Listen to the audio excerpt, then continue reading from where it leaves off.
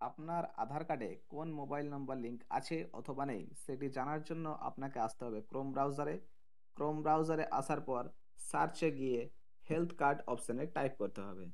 Health কার্ডে type করার পর পরবর্তী অপশান আসবে এবিডিএম। প্রথম অপশানে ক্লিক করতে হবে। প্রথম অপশানে ক্লিক করার পর ক্রিয়েট এবিএইচ এ নাম্বার, তো আপনাকে এখানে ক্লিক করতে হবে। এখানে ক্লিক করার পর create your ABH A number using Aadhaar. যেহেতু আমরা আধার কার্ডের মোবাইল নাম্বার যাচাই করতে চাইছি, এই জন্য আমাদেরকে প্রথম অপশানটিতে ক্লিক করতে হবে। প্রথম অপশানটিতে ক্লিক করার পর নিচে এসে দেখতে পাবেন আধার নাম্বার, তো এখানে আপনাদের আধার নাম্বারটা ফিল করে দিতে হবে। আমার আধার নাম্বার আমি ফিল করে দিচ্ছি।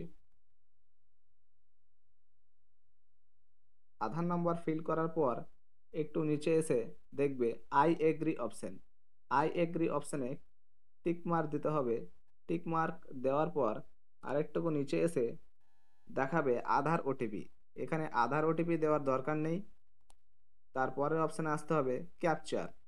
ক্যাপচারটা এখানে ফিল করতে হবে। ক্যাপচার 5 × 3। তো ক্যাপচারটা ফিল করার পর নেক্সটে ক্লিক করতে হবে।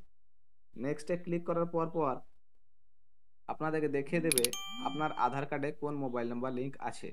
যেহেতু আমার আধার কার্ডে মোবাইল নাম্বার লিঙ্ক আছে, তাই এখানে দেখিয়ে দিচ্ছে আমার মোবাইল নাম্বার শেষের 4টে ডিজিট 7622, এই নাম্বারটা আমার অ্যাড আছে।